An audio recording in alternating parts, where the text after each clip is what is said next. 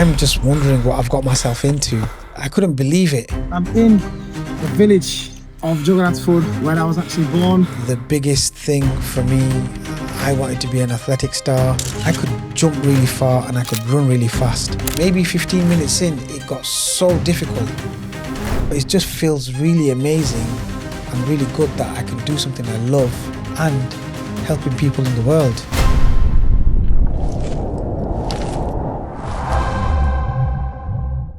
Hey guys, welcome to my channel. I'm Akke, a mountaineer, and if you don't know about me, you can check my last video out.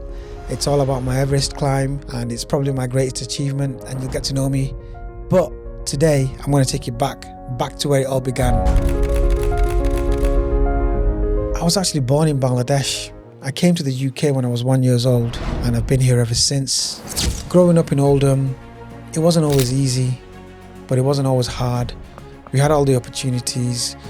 The biggest thing for me, I wanted to be an athletic star. As far back as I can remember, I've always been into sports. I loved PE lessons and I had that competitive edge and I always wanted to win. I remember when I was in primary school, we would do sports days and I would just, win everything. I'd want to take part in every single sport I could as well. My favorite sport was football. I loved playing football with my friends. We'd play football on the break, at lunch. After school, I would go home, grab a bite to eat, and then go back to my school playground with my friends and we'd start playing football again until evening class. After evening class on the long summer days, we'd go back to the school and play football until sunset.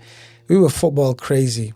It wasn't until secondary school that I realized I was really good at athletics. I could jump really far and I could run really fast. I would win all the sports day events for sprinting and jumping. One of the teachers noticed that and he used to take me to these competitions where I'd just go and win. I decided to join the Alderman Royton Harriers Athletic Club where I competed in 100 metres and triple jump for them. I became triple jump champion of the intermediate boys when I was 14 and I also ran 100 metres in 11.5 seconds. I would win all the competitions that I would go to. If not first, I'd come second. It was a standard thing for me because I was really that good and that much better than the rest. So yeah, this was the beginning and the foundation.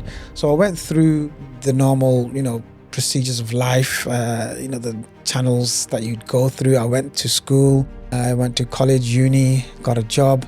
I was actually building a successful business with one of my cousins and we'd got it to a really good level. But one day, I was feeling this missing void. I was thinking, there's something missing. Is this it? There must be something more. I was thinking, what could I do to inspire my children and become a role model for them and leave a legacy? So I thought about it a lot, but then it dawned on me. So me and my mates, we'd get together every Ramadan at least once. We'd have a meal together and we'd break our fasts together. And I just thought to myself, every year, this friend of mine, Kamal, he would ask me, let's go climbing, let's go walking. I would just agree with him and say, yeah, we're going to go. And then I'd never do anything about it. But this particular year, after the meal, he called me and said, listen, mate, we're going to go this day, that mountain. If we don't go now, we'll never go. All we'll do is talk about it. And that was it. So we're going to Snowdon. I'm just wondering what I've got myself into. I went onto YouTube to look at some routes and stuff, see what the incline is like and see how hard or difficult it is, just to get a feel for it before I got to the mountain. I checked loads of videos, but I was clicking on other videos. You know how it suggests this video, that video? I was looking at videos on Kilimanjaro, Mont Blanc, and even Mount Everest. But the thing that really caught my eye was Mount Elbrus, Europe's highest mountain at 5,642 meters in Russia. It is the highest peak in Europe. And I just looked at it and I thought to myself, it might be possible. But I had to get to this Snowdon climb first. So I told myself this, I'm going to go to Snowdon and I'm going to climb this mountain. I don't have to like the climb, I just don't have to hate it. And if I don't hate it, I will go to Mount Elbrus. That's what I told myself. and I also told my friends. So we got to Mount Snowdon and we're climbing it. It started off okay, it wasn't too bad, but then maybe 15 minutes in, it got so difficult. It was the hardest thing I did in my life. I couldn't believe it. It was just like steep, walking, sweating, out of breath. I was fit. I mean, I used to go to the gym 4 times a week, 5 times a week, right? But that level of fitness and what we were doing are 2 different things. But I loved it. I actually loved the fact that I was putting that much effort in and I was exerting myself. And when I got to the top, the sense of achievement felt like I had achieved something and it felt really good. So after I came back from Snowdon, I actually booked Mount Elbrus. I'm going in 3 months. In between Snowdon and Elbrus, I put in a lot of work, a lot of training. I climbed many other UK peaks. Where have you guys been? Mount Snowdon. Climbing the mountain. Roof of England, 1 hour 30 minutes, off the bike, not bad, windy conditions.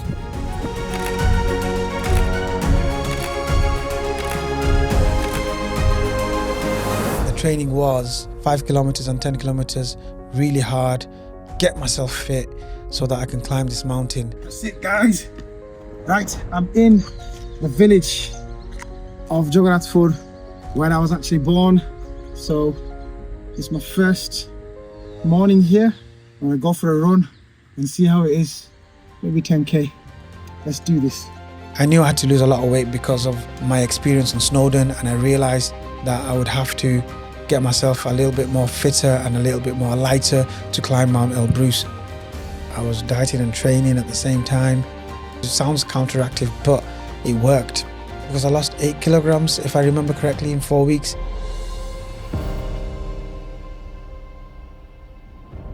One of my mates asked me, you're going to Elbrus, right? And I said, yeah. It's 5 or 6 times higher than Mount Snowdon. Yes, I agreed. He said, are you raising any money for charity? I said, no. He goes, are you stupid? People go to Snowdon, which is only 1,000 meters, and they raise thousands of pounds, and you're going to something 5 or 6 times higher and you're not raising any money. So I was thinking, what can I raise money for? I didn't know what I was doing. And then I decided that I'm going to raise funds for building water wells in Bangladesh. I was born in Bangladesh, time to give something back. Let's do it. I opened a Just Giving page.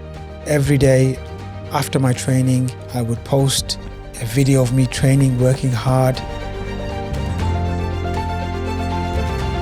Post my link and say to people, look, I'm going to climb Elbrus. I'll do the hard work. You just donate and let's make things happen for them. That's where we're heading. The second peak, the one behind. It's about 2,000 meters from here, probably about 5 or 6 miles. This is our accommodation. It's not the best, but it'll do. That's the hard work I'm doing to raise money for charity, to help all them people. So guys, I'm doing all the hard work. Pull your wallets out and help. It worked because I ended up raising enough money to build 10 water wells. What I did is I sent the money after my Elbrus climb, which is on a different episode. You'll get to know more about that. After I came back, I sent the money to Bangladesh, one of my mates, one of my cousins as well. They built the water wells. They sent me pictures and stuff. And they did a video call and I could see the people crying and praying for me that I'd done something good. And I was like watching this and I was like thinking, oh my God, it's so appreciative. And you know, I started getting emotional and I started getting a tear in my eye, and I'm watching it and oh my God, this is so good. It was at that point I decided that every single time I climb a mountain, I'm going to be raising funds for charity to help people globally. To date, with all my climbs, we've hit over £1 million, and that is something amazing. And it just wasn't me, it was all my supporters and all the people that support and back me. They helped all along the way. But it just feels really amazing and really good that I can do something I love and helping people in the world. And the story is still being written. If you have any questions that you'd like to ask me, put them in the comments and we'll get back to you. Thanks for watching, guys. I hope you enjoyed that. But what you need to do right now is hit that subscribe button, turn on your notification, because next time we're going to Elbrus. There's a massive drop there. Half an hour in, The weather started howling. Can't see anything. The weather is really bad and the snow is, just making it impossible to see ahead. And we're walking, and then suddenly the guy's like, stop! And he just stopped us all in our tracks. I'm not thinking what's going on. And then he just points and he goes, look, there's a massive drop there. That was a close one.